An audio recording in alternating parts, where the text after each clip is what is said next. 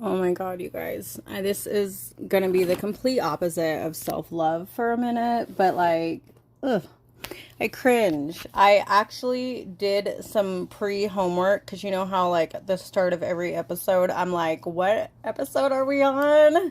Like, I don't even really need to announce it. It's just something I do. But like, I went back to look and it started playing and I was like, ugh, cringe. Like hearing my own voice. Like, it's weird. Like I think I resonate with like actors who are like, I don't watch my own movie. Like I get it. Like cringe. Oh my gosh. But yeah, hey, been a minute. Welcome to another episode of I Could Be Meaner, episode 10. This like wasn't even planned, but you know, as always, I am your host, Sadie, aka Capricorn Clark. As I was saying, this episode was not planned. Um, I am still, if you listen to my last episode, I talked about how I've kind of been in like this hibernation silent era. I was kind of forced into it. Not, well, I wasn't expecting it, okay? But I was kind of forced into it. I think I talked about it a little bit in the last episode. I ended up having a falling out, an unexpected falling out with a friend of mine. And after that, my like nervous system was like, all right, bitch, like in the most like loving term of endearment way, enough, like enough. Your soul, your heart, your nervous system cannot take any more heartbreak, any more pain, any more bullshit. And so I just kind of went into this like silent hibernation era where I went into myself fully and completely and just didn't really like go anywhere, reach out to anyone, make any plans. It was just quiet and just very focused on me and just a different kind of inner healing, I guess. Before I continue even farther, happy Juneteenth. Today is June 19, 2026.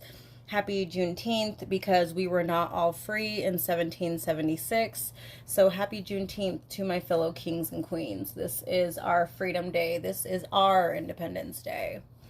So anyways, I am still kind of in this quiet era.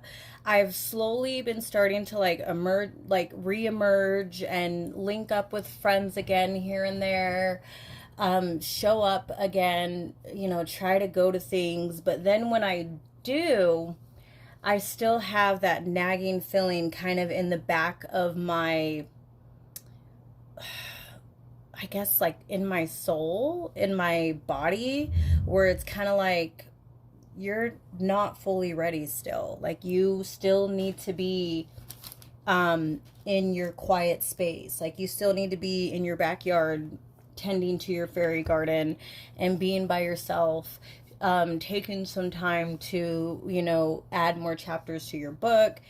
Like you aren't really supposed to be pouring back into people and showing up for people again fully yet because you're not done pouring into yourself and showing up for you. And so even just recording this right now, I'm struggling because it's also my soul and everything is still trying to tell me you are still supposed to be in this quiet era. It's not that I don't want to do the podcast anymore. It's just, I'm just not fully ready. I'm not fully ready. But there's also another part of me that's like, well, maybe that's when you're supposed to go. You know, like maybe it's not always about being 100% ready. Maybe it's about being 65%, you know? And because like I went and visited a sweet, amazing friend of mine today, and then I went to see another friend for a few minutes. Sorry, I have an event tonight. I will get to that. So you're going to hear some annoying rustling for a minute as I try to open this beauty blender. I thought I had already done it before I started the episode because I didn't want you guys to hear annoying background noise, so I apologize. But even though I loved checking in and going and seeing those people, when I got back in my car, my body was still like, girl, like, you are still supposed to be just being by yourself. And then one of these friends that I went to see, she has actually been like putting my podcast out there for me, networking, getting me in touch with people so I can like start recording in like a studio. And I reached out to her again about it the other day, and I still have this gentleman's card to record in a studio, but there is still a part of me that's like, not yet, like not yet. And it's not even something that is bothering me or that I feel like uneasy about saying not yet to, because my soul, my nervous system, all that is me is still needing me to be in my space. So this is me pushing past my need to remain in this pouring into myself, staying quiet era that I need to be in. This is me pushing past it a little bit and still trying to pursue the things that I want to pursue, i.e. my book, podcast, and other things that I have that I would like to achieve, that are like in the works. So yeah, I am in the middle of getting ready for a KLS ambassador get together. If you follow me on social media, you know that I have started getting pictures taken naked. Well, not fully naked, but in like sexy lingerie. The founder of this ambassador club, and she's also the photographer, she did some Valentine's Day boudoir pictures for me for it was a gift to Tiger. I was referred to her by my love and my coworker Kel. She's become one of my best friends. We've worked together almost 2 years. I just love her. We aren't just work buddies. Like, that is my real fucking friend. Like, she could leave the job or I could leave the job, and I know hands down, like, we're still gonna be like down for each other, hanging out, doing things together. Like, I just absolutely love her. But she had gotten some pictures done first, and so and they came out amazing. So she referred me to the photographer and the founder of this ambassador club, Savannah. I absolutely fucking love her. I do actually want her to be a guest on the podcast, coming soon. I have kind of already spoke to her about it, so you'll get to meet her soon and hear her story. Amazing human being. When I did my photo shoot with her, she made me feel so amazing. I went in there kind of nervous. Like, this was something I never thought I would ever do in a million years. I've always been a little self-conscious in my body, like most women are. I've also lost a lot of weight over the year, that like I am proud of, but like I still am trying to get used to it all. And I've never gotten pictures taken where I'm wearing hardly anything, let alone lingerie. But Savannah made me feel just so amazing in this photo shoot, so amazing, so seen, so understood. And she made it such a relaxing experience, such an amazing, loving environment, that I was like, I want to be a part of everything that you're doing. Like, you are a whole fucking vibe by yourself. So when I found out that she had this ambassador club and we are just spreading body positivity and women empowerment, so we do photo shoots a few times a year and do like get-togethers and stuff. So I was like, hell yeah, I want to be a part of this. So like, I paid my ambassador fee to join, and I've been enjoying it so far. So we have an event this evening, so I'm trying to hurry up and get ready for it because I still have to drive all the way to West Jordan.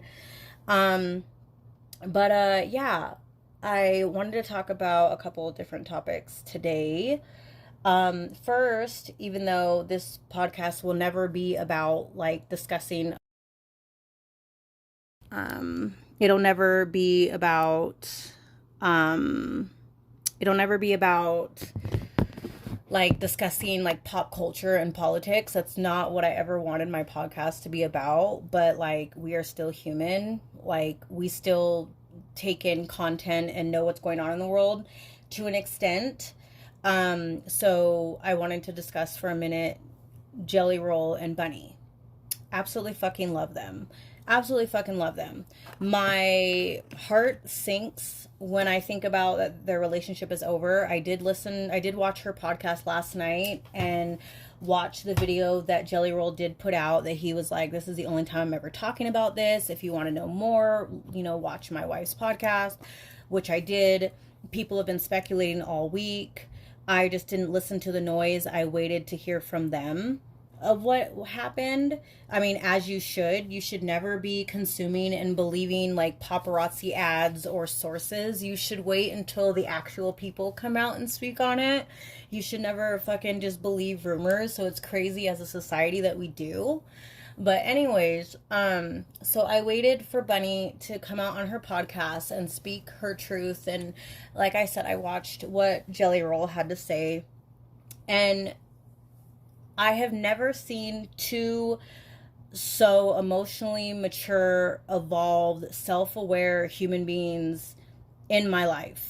Like, I've never seen a divorce or a separation so loving, so peaceful, so just calm. And I'm like, I hope that people all over the world start divorcing just like Jelly Roll and Bunny do, if they decide to. I don't want people, I'm not advocating for people to divorce, but if they do, I hope it's as beautiful as them, because she spent like the entire, what, over an hour of her episode just talking this man up and about how amazing he is and how loving he is, and being so supportive of his journey and what's next for him in his life and dating and everything else. And he also had all the beautiful, kind things to say about her.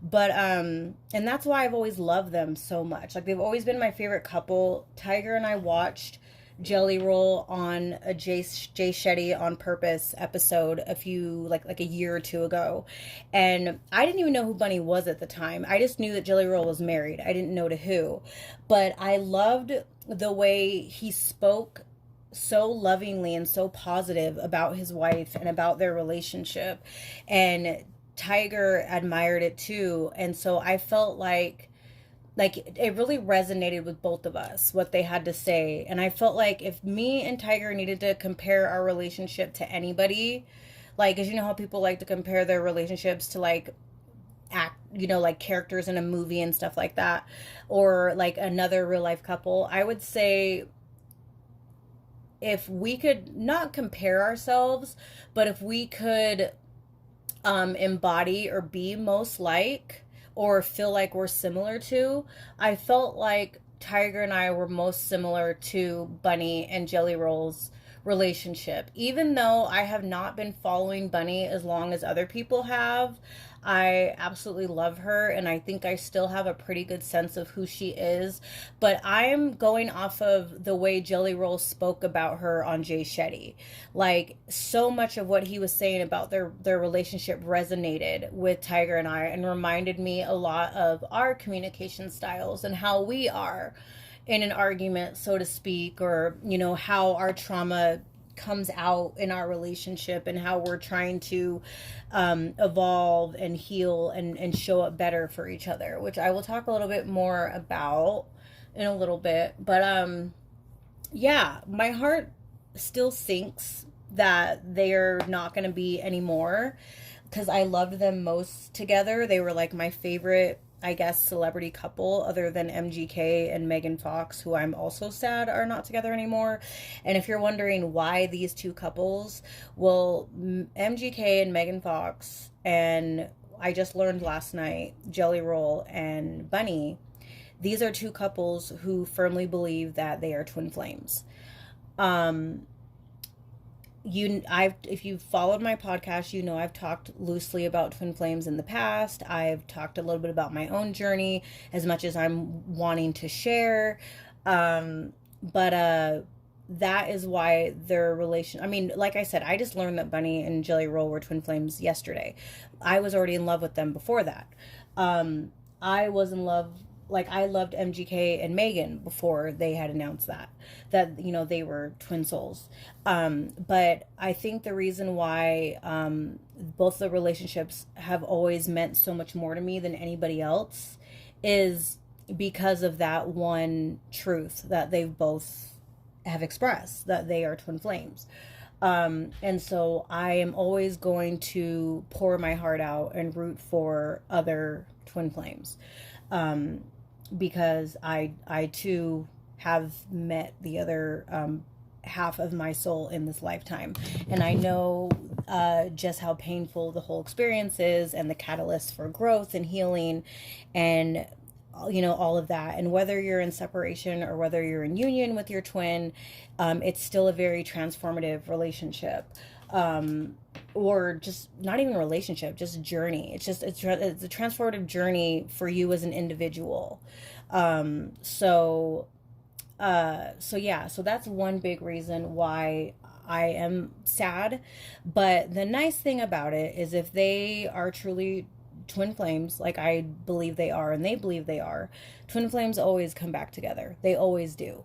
In every single lifetime, they always do. They separate so they can heal individually and work on themselves. And if Bunny and Jelly Roll do not come back to each other in this lifetime, they will gravitate and find each other in the next lifetime, just like MGK and Megan. If they don't ever come back together in this lifetime, they will gravitate and find each other in the next one. It's the way it is forever. Everybody has one twin flame. A lot of us have yet to meet ours in this lifetime, and we probably won't for several lifetimes. But and everyone only has one. But the fact of the matter is you always, always, always find each other again. Whether it's in the same lifetime or a different one, you always come back to each other.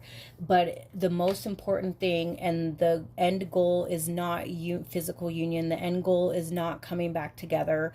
The goal is transformation and healing and raising the frequency of the planet. That's what the goal is. I knew my twin was coming since I was in 6th grade. I didn't know what I was feeling because, of course, I wasn't spiritual then. I didn't know what a twin flame was or anything like that. But I had been feeling them since 6th grade.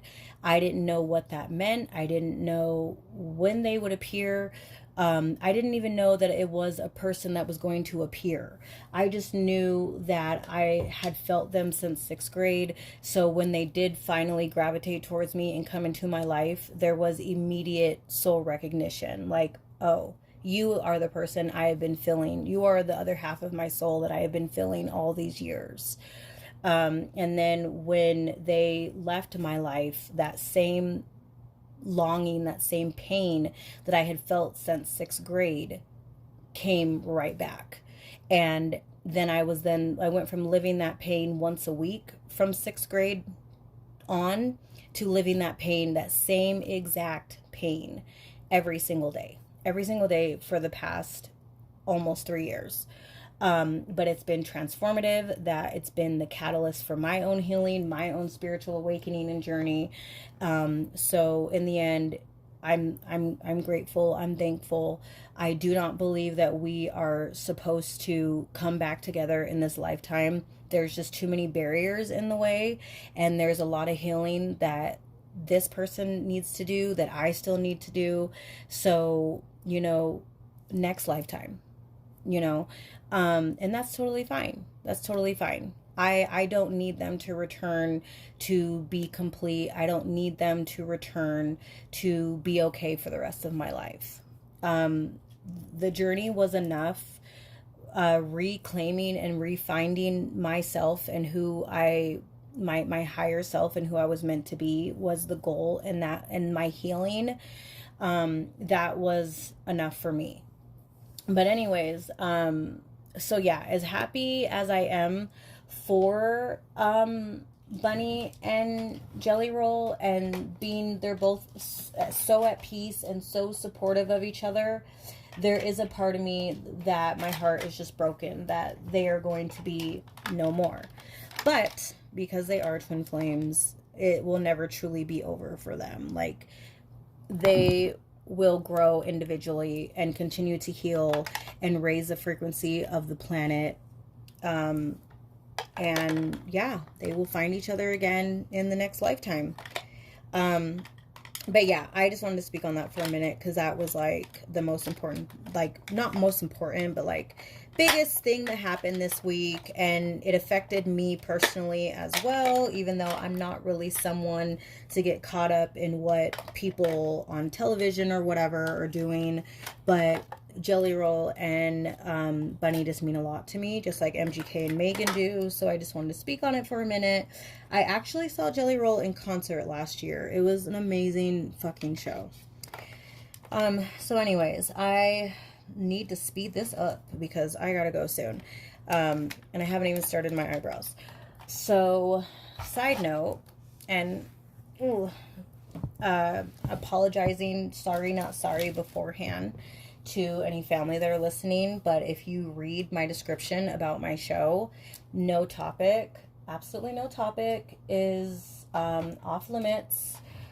I want to always be open and honest and transparent about everything I discuss, even if it's difficult to hear or hard or you don't understand or it's sad or whatever. I always still want to be honest and transparent. And like, wouldn't you want to tell your own story before anybody else can, do it, right? So anyways, before I get to what that opening was prepared for, again, sorry to any family that's listening, but again, I said no topic is off topic. So I really want to talk about sex more. Did I get your attention? In case you weren't listening, I want to talk about sex more on my podcast. I do. But I want it with sex positive guests that are totally open and talking about sex and their sex life and what they enjoy. And so I'm hoping that comes in the future. Comes. But anyways, I wanted to share that I recently bought a rose. I bought like the black edition. I don't know why Facebook was like, bitch, you need this. I wasn't even talking about sex or a vibrator or anything, but it just, you know how the algorithm is listening? It just started popping up all week long, like, try the black edition of the rose. And I was like, okay. And so I bought one. I didn't buy it from the official website. I didn't buy it from Facebook either because I don't trust that. I've been burned in the past buying shit off Facebook, but I did find a pretty affordable one on Amazon, and the reviews were great, and they were like, it works as good as the original, and I'm like, cool. So I did buy one. I was using it as like foreplay the other night, me and Tiger, and he was like originally being like, oh, are you gonna like this more than me? And I'm like, absolutely not. Because let me tell you, my husband's head game, his oral game, oh my gosh, he should teach a fucking class. He should teach a fucking class. Like, he does this twirl thing with his tongue on my clit. Girl. Yeah, pretty amazing. And so he was a little nervous. He's like, are you going to replace me with this thing? And I'm like, hell not. Hell not. Hell no. What, baby? We have gotten 11 people come already. Oh my gosh, you are killing it. Yeah. That is wonderful. Okay, go back outside so you don't miss any more customers. This is going to be a weird, quick pivot. But yeah, my babies are outside selling lemonade. I bought them all this stuff so they could be little entrepreneurs today. Daddy was outside with them for a little bit while I'm getting ready for this event. And so now sister is, because dad is actually in his first therapy session. So we love that for him. But when he's done, he will go back outside with them. But anyways, I was underwhelmed with the rose at first. I was like, the first few minutes, I was like, I don't feel it. And I thought that it was supposed to be like snatching my clit and like sucking like it into the thing. And it wasn't doing that. So I was a little upset. I was like, this thing was really talked up. Like I remember seeing like pictures of like beds being completely soaked, right? So I'm like, fuck it. I'm just going to put this back on the nightstand. Babe, get to work, you know? And so, anyways, we did that, did our whole thing, went to bed. I got up in the morning and I was still fucking horny. Again, not still, but again. And so I was like, let me try it again. Tried it. And I was completely wrong about the damn rose. Oh my God. Oh my God. Let's just say I had to strip my bed and wash all my bedding. Oh my goodness. So yeah, my little 20-something dollar rose from Amazon exceeded expectations. I mean, it kind of scared me. It kind of scared me how well it works. Like, I'm kind of scared of it now. Like, do I want to use it again? And if I do, I'm gonna need to put down like several fucking towels, right? So yeah. So yeah, if you're looking for an affordable new sex toy, I would recommend the rose that you can get on Amazon. Or I don't know, I guess just buy it from the actual website. I couldn't find the actual website. When I went on Google, it was giving me a bunch of like different random websites, and I'm like, what is the original website? So I don't know, but it's fine because Amazon hooked it up. But anyways, and I'm not even like somebody that like uses vibrators a ton, like, but Facebook just kept showing it to me, and I'm like, God, okay, fine, I'll buy it, but not from you. What, honey? What, baby girl? Is Chelsea still coming? She said she was. I know she was working, so she's probably gonna come when she's off work. Oh. Shut my door, baby. I love you. Okay, go outside and sell your lemonade. So anyways, switching topics. Before I start, I will say trigger warning. This is some discussion of minor DV, and some self-harm. So again, to always remain transparent and, honest, some of my close friends already know what happened because I told them. I actually ended up leaving around like almost midnight that evening and just walked to my best friend Sherry's house and hung out with her and like drank and smoked until 3 a.m. when I was ready to come home again, and just kind of like had a vent sesh and just, yeah, to calm down. So, Tiger and I have been together almost 14 years, right? If you listened to us a few episodes back when he was a guest, we did talk about some of like his trauma. I'm not going to go deep into it a ton again, but he has been struggling to stick with therapy the past couple years. He has been struggling to be ready to start healing and working on his pain and trauma and inner child stuff. And so he tends to get extremely stressed with life, money, bills, you know, all that stuff that people very much living in the 3D care a lot about and stress a lot about. Me, I don't stress a ton about money. Money is a free-flowing energy. It belongs to none of us. Sometimes we have a lot, sometimes we have a little, and that's okay. So I don't spend my time stressing about money. I don't want to. I don't want to. This is all temporary. The life that we are living on this timeline that we are all living it, in this lifetime, everything is temporary. Everything is temporary, okay? But Tiger, when I speak like this, he's like, this is your woo-woo spiritual stuff. I don't care. Because again, he lives very much in the 3D realm, as we all do. We're all very, unless you've found yourself in a heightened sense of consciousness or have been on a spiritual awakening or whatever, or a healing journey, you are very much living in the 3D realm only. So, yes, things like politics and gas prices and money and all that stuff are, or people and gossip and all that stuff is stuff that's probably really important to you, and that's fine. And they're forms of stress.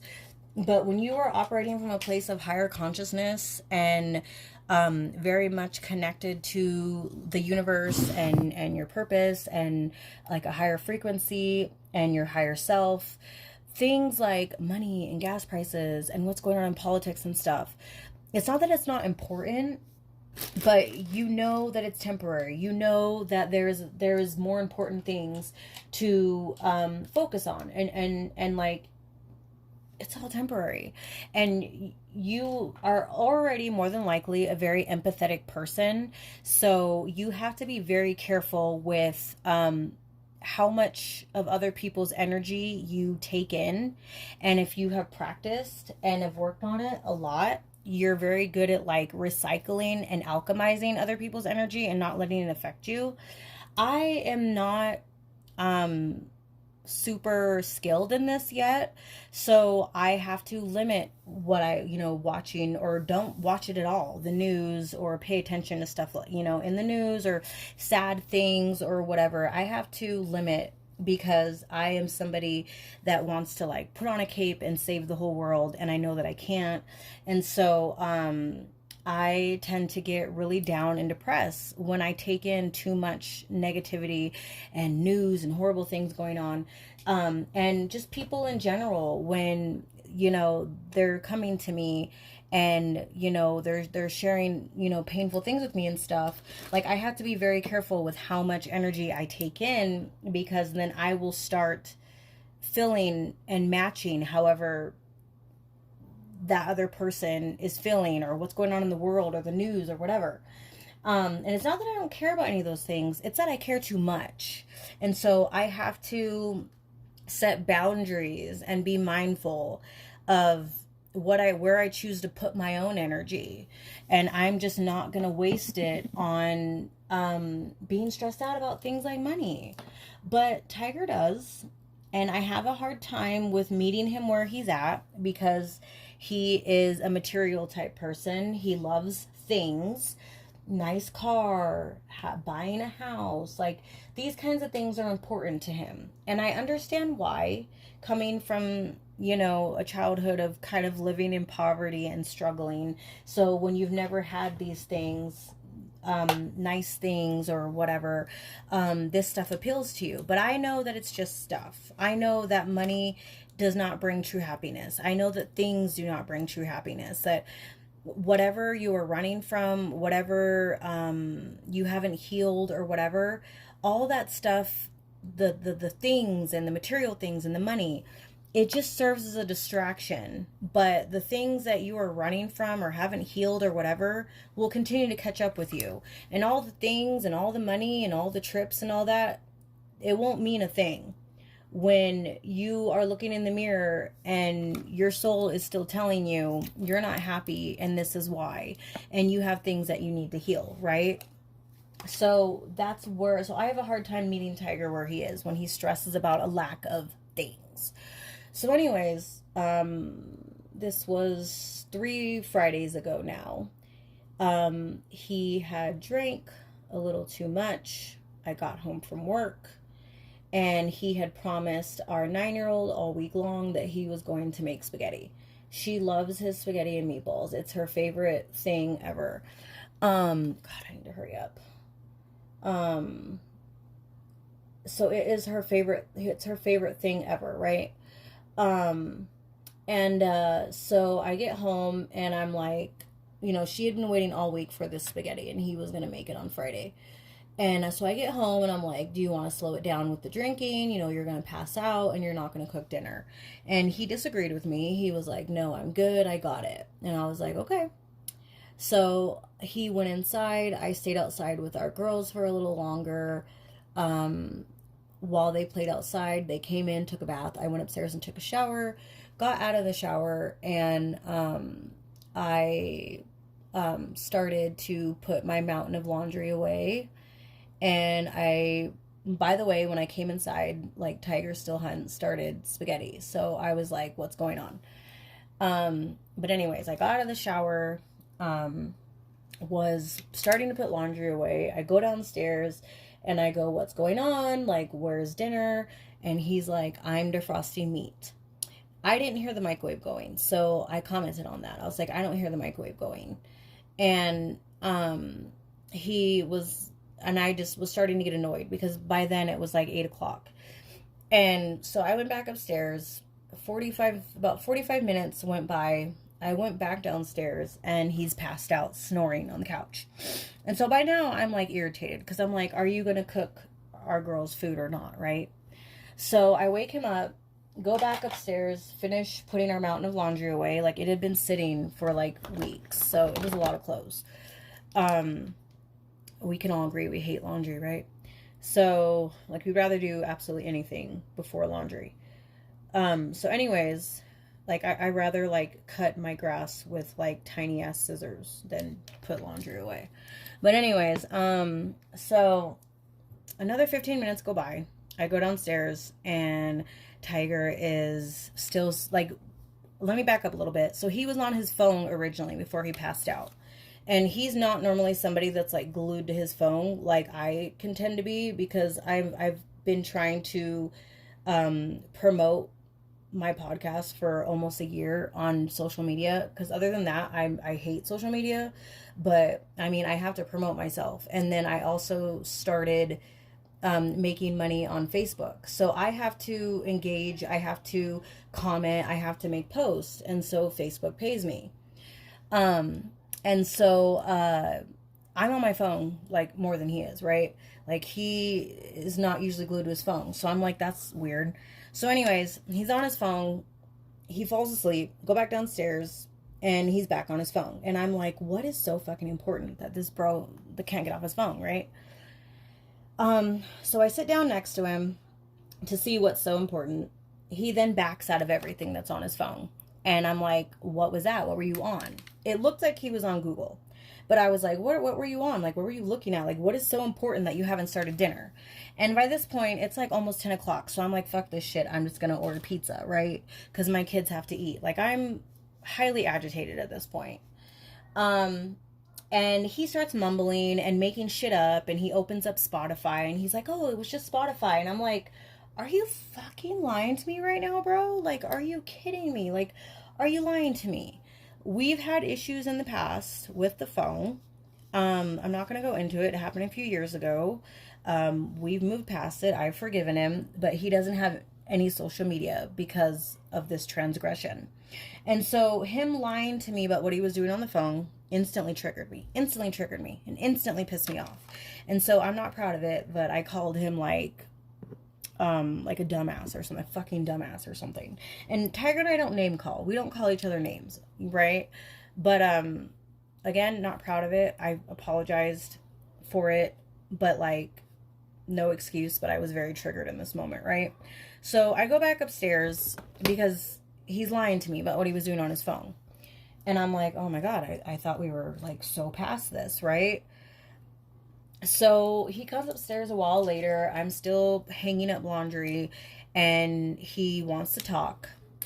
And you have to understand about me, when I am upset, when I am at a 10, trying to talk to me or trying to get me to talk to you is not a good idea. It's not a good idea because I am now unregulated.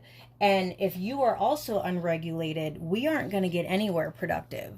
I'm going to become acid tongue, and I'm going to say some really fucked up shit that I'm going to have to apologize for later.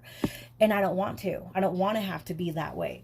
So it's best that when I'm upset, when I'm at a 10, leave me alone. Leave me alone. Like, let me come down on my own. Let me get re-regulated on my own. But when you force me to talk to you, when you're in my face, when you're following me around, blocking my exits, I'm going to get really upset. I'm going to get really upset because, one, I don't do this to you when you're upset. I give you the space that you need and I leave you alone. And so he was like in my face, trying to force me to speak to him. And I'm like, you need to walk away. I'm not going to talk to you right now. Like, I'm really upset. You're lying to me and I don't appreciate it. You won't show me what's on your phone. Like, you need to leave me alone. Like, we will talk when I calm down. Well, when Tiger's fear-based energy starts to activate, and he was also intoxicated, because he has worked on this a lot, where when I am not ready to talk, he has gotten better about just walking away and giving me my space. But again, his fear-based energy had activated and he was intoxicated. So he threw all that growth out the window of giving me my space when I need it and just continued to be in my face. He was following me around the room. He was blocking all my exits when I tried to leave the room. If I tried to get out of one of our doors, because like our bathroom connects to our bedroom, he would block the door or shut the door so I couldn't get through it. And I kept repeatedly asking him, please go away. Like, please leave me alone. Like, I don't want to talk to you right now. And the more I pointed out that he was lying to me or calling him a liar, the more agitated he became. And so he was like putting his phone in my face and was like, show me what I was looking at. Show me what I was looking at. And I'm like, I don't know what you were looking at, but you weren't being truthful to me. So I don't want to talk to you right now. Like, we will talk later when you're calmed down. Just go make our children food. By this time, the pizza had already arrived. So he did physically shove me a couple times around the room. He did apologize. We've had a long talk about this since then. The shoving, yes, that hurt my feelings, but it's not the first time that that I've been in a relationship with has shoved me. Not making excuses, because that's not okay. It's not. But you have to understand, I've been with this man for 14 years. So, like, yes, it hurt. Yes, he's making up for it. But it wasn't the main thing that really traumatized me that evening. At some point, Tiger started to self-harm. He started to repeatedly punch himself in the face, slap himself in the face, and at one point he like slammed his face into the wall. This was very hard for me to witness. I love this man very, very much, and nobody hates Tiger more than Tiger. And so it was painful for me to witness him self-harming. He is extremely critical on himself. He has a very hard time even saying anything nice about himself. And this has been something that he has struggled with for years. So it really hurt me the most to see him do that to himself. The situation did de-escalate. He did go downstairs and start making food. And, we parted ways for the evening. Again, like, I went to my friend Sherry's house and just spent a few hours over there while things cooled down. And we didn't talk for like 4 days. Like, Tiger knew that he messed up. And he knew that I absolutely was not ready to talk. So he tried when I first got home, and I was like, nope, not at all. And so he respected that, and he just slept in his game room for a few nights. I was highly upset. I took my wedding ring off. I told him I was going to go to the courthouse on Monday and get a divorce. Like, I was really, really hurt, and I was really upset.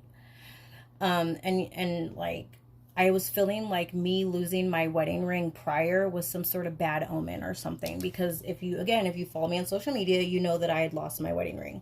I have lost a lot of weight, so my ring just flies off my finger, like, daily. And so I was really upset because I could not find my damn ring. Well, I had found it like a few days before this, and then I took it off because I was hurt by his behavior. And then I was also upset because I don't know how much our children heard. I had a discussion with our oldest, our 18-year-old, a few days ago, and she did hear, and I did apologize to her. and we talked a little bit. I have not spoken to my younger two because I know it would be harder for them to understand. And really, I didn't even know what to say. When I was growing up and I could hear my mom getting beat up by boyfriends in the other room, her being thrown around the room, things breaking, and witnessing her with a black eye the next morning, she never sat us down and had a discussion with us. So I was kind of like, how on earth would I know what to say to my kids, because they had to have heard some of the commotion upstairs, right? Because my 18-year-old, whose bedroom is like under us, could hear it. It's possible that my younger two were like completely oblivious. It's, because Tiger and I could be like shit talking each other, just playing around. And my youngest will be like, stop fighting. And we're like, baby, we're not fighting. We're joking around. And so I know that if she thought we were arguing, which we do not, we don't argue in front of our children. If we have to have a discussion, we will go in the backyard and talk, or go in the garage, or we will talk in our room. Like, we do not argue or name call or any like thing like that in front of our children. I'm not sure why our youngest says that, because we could be joking around with each other in the kitchen and she's like, are you guys fighting? And I'm like, no, we're playing around. And so I don't know why my youngest says that, but I promise you, my kids have never witnessed me and my husband be aggressive towards each other or yell at each other in front of our children. Like, they have maybe seen us like snap at the other one, like when, like out of frustration, like while driving or something, but like that's it. But they've never seen us like yell or anything like that. Like, that's always been very important to me, because that's the kind of household I grew up in, and I didn't want that repeated. So I had a lot of different reasons to feel as hurt as I did after all of this. And so again, we didn't talk for 4 days. I had taken a mental health day that Monday because I just was like, there's no way I can get up and go to work today. Like, I was just numb. I was so fucking numb. And so I took my babies to the swimming pool instead, and we just hung out all day. And so I went to work on Tuesday. By then, like, Tiger and I had started speaking a little bit. I think he had come back into our bedroom by that point, and we were sleeping next to each other again. But because of our opposite work schedules, we hadn't had a chance to really talk, like really get to the nitty gritty of like what the hell just happened, because this was so out of character for Tiger. So we finally got to talk last Friday, and we are in a much better place. And of course, I'm calmed down. I'm not leaving my marriage. I'm not getting a divorce. I honestly couldn't imagine living in a world where me and this man were not together. This is our journey. This is our path. And I'm so proud of his slow butterfly evolution, that journey that he has been on his own slowly for the past couple years. Even though he's stopped therapy a couple times, all that really matters is that he started. So I had some conditions for him, of course, like, one, this can never freaking happen again, or I promise I am done. 100%. You need to get back into therapy and stick with it. You need to start taking your healing journey seriously and unpacking all your trauma. And you need to stop drinking. You need to stop drinking. And he had already stopped drinking before we even talked. Like, he had stopped like the next day. Like, he was like, I'm done. Like, I'm done. Like, it's not worth me losing my family over. And so, yes, he has stuck to that. He has stuck to not drinking. He's actually really good at like just stopping bad habits. Like, he's not someone that like has an addictive personality where he's like, oh, I'll stop, and then he can't. Like, if he makes a decision to stop doing something, he stops doing it. And so, yeah, he has not drank since. He actually told me that he hadn't even had a craving to do so, and I was like, good. So, yes, so he is actually currently in his therapy session right now, and we are very proud of him. We love that for him. And we are just hoping that he is on the complete road to healing. Because anybody that has been on their healing journey knows that when you start and stop your journey over and over again, it makes it so much harder to start again. It makes it so much harder and like a more strenuous uphill battle. And so it's like, if you're going to heal, start. Like, you don't have to speed through it. I mean, if you're not being forced on a spiritual journey like I was, where I was forced to heal at an accelerated rate, like I felt like I was pulled by my hair and didn't have a choice, and I had to just heal all my shit and purge all my inner child stuff like within a year. And like, I was already starting to heal at my own pace, and it was like the divine was like, you're not going quick enough, like we're gonna speed this shit up. I don't recommend people speeding through their healing journey. I don't, because I feel like you're just going to crash out, and then you're just going to, stop everything that you've been doing. And then you're eventually going to have a huge crash out like my husband did, and you're going to feel really bad. And then you're going to basically have to start all over again. And so I don't recommend speeding through healing. I do absolutely recommend breaks. Healing is hard. Healing is not like kumbaya, going to meditate and yoga, like people try to make it out to be on social media or whatever. Healing is painful. Healing is excruciatingly painful. Healing is fucking hard. It is hands down the hardest thing I've ever done with my life. It is painful. You will cry all the fucking time and about everything. You may lose yourself. It completely transforms you. The things you used to believe, the people you used to surround yourself around, the opinions you used to hold, everything shifts and changes as you start to heal yourself from the inside out. Like, you just look at life and other people and situations, everything so differently.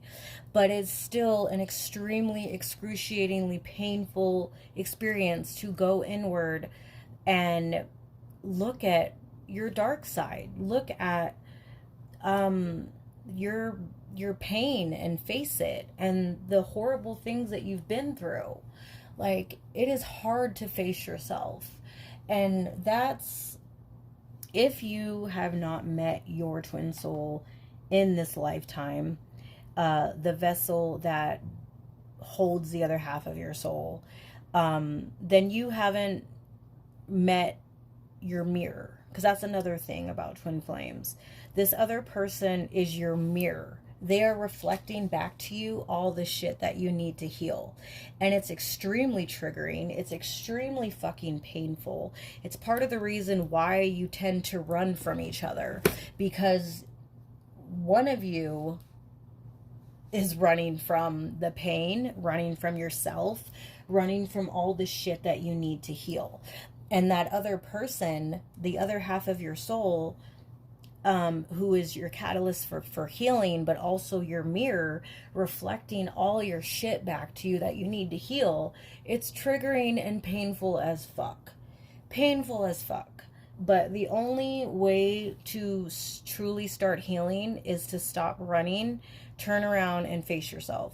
Turn around and deal with your shit. Purge, cry, face that dark part of you that you've hid for so long and abandoned. Face all the different stages of your inner child, and release all that needs to be released. Because if you just keep internalizing all that crap, the body keeps score, and the body holds all that trauma inside, and eventually you will erupt, and you may bleed all over people that didn't cut you.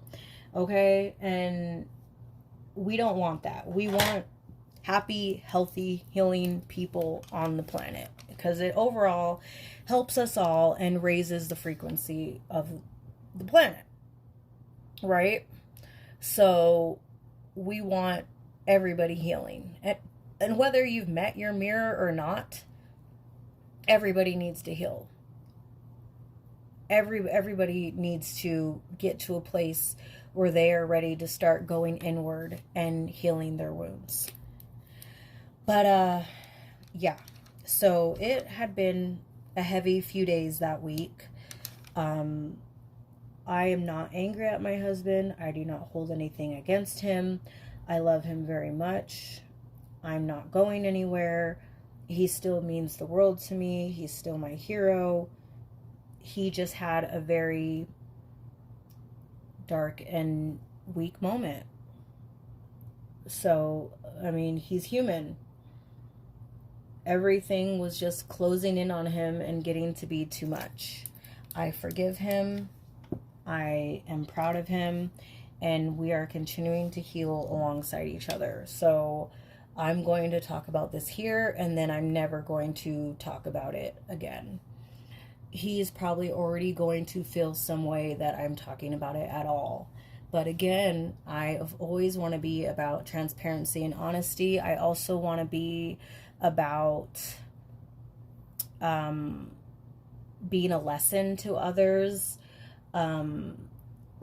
Hopefully my story, my hope is always my hope is that what I share can resonate with even one person and make them feel less alone, because we are a society where people are so quick to be like, leave them.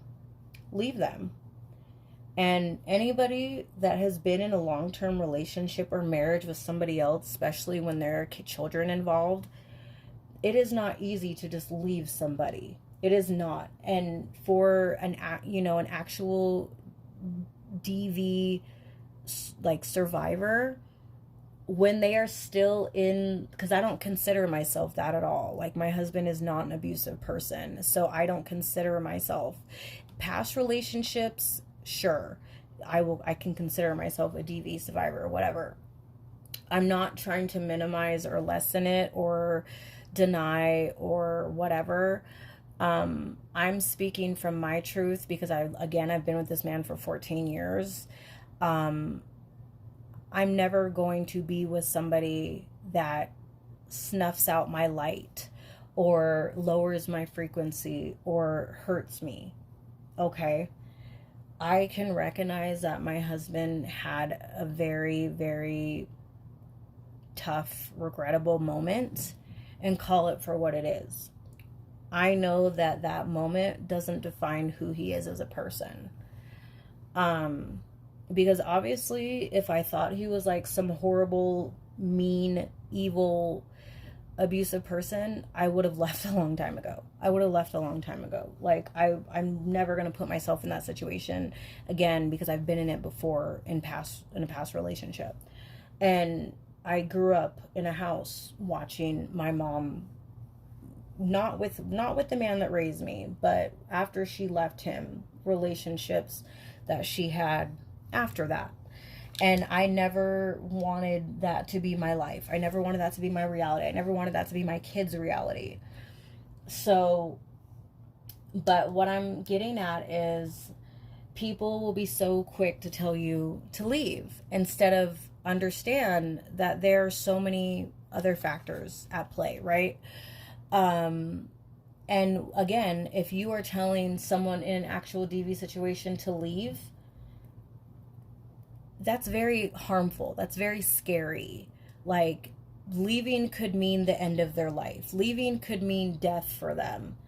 And so it's more harmful, and people can be so insensitive to be like, well, why doesn't she just leave? Like, there's a lot of victim shaming in our society, and you truly will not understand until you are in that situation and understand why DV survivors couldn't just leave in their situation, or it meant harm to them or their kids or their family.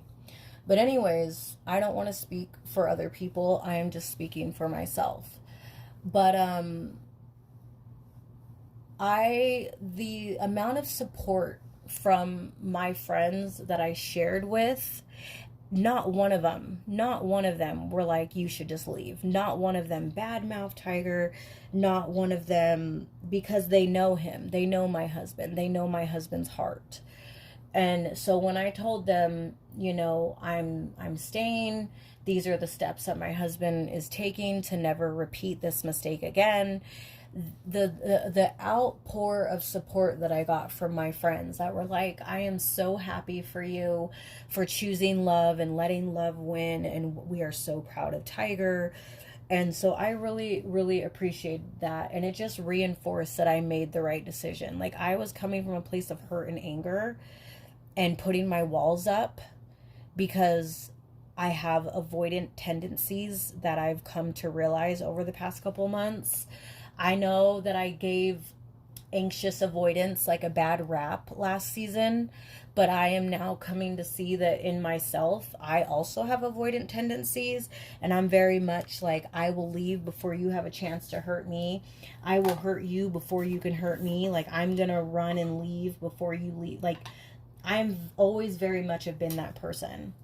And I have harmed my husband over the years in that way with my words when I have said, maybe we should just get a divorce or maybe we should just break up. And this has always deeply hurt my husband's feelings because he's always been like, why do you go there? Why is that the place you go when we're having a simple argument? Like, why are you always ready to throw in the towel and be done? Like, I've never said this to you. I've never thought that things were over just because we were arguing. And so I've harmed my husband over the years, and I am the reason he has that fear-based energy when I'm upset and don't want to speak to him, because I have thrown that out there so many times in the past. Even though I promised to work on it, there are still times where I get upset enough where I'm like, you know what? We're going to get a divorce. And this has hurt my husband and chipped away at our marriage, at our relationship over the years, because that's what I ultimately, in most arguments, end up saying. And he's always just been like, why do you always say stuff like that? Like, because he has never, ever, ever, ever, ever, like, ever said something like that to me. He's always just been like, this is just an argument. We will get through it. It'll be okay. But again, I get defensive and I have to throw my walls up and become avoidant and be like, no, like, I'm gonna pack my bags, I'm out of here, that is my abandonment wound coming forward when I act that way. And I haven't behaved that way in a long time. So I did, sorry, I'm doing an episode, babe. I'll talk to you in a minute.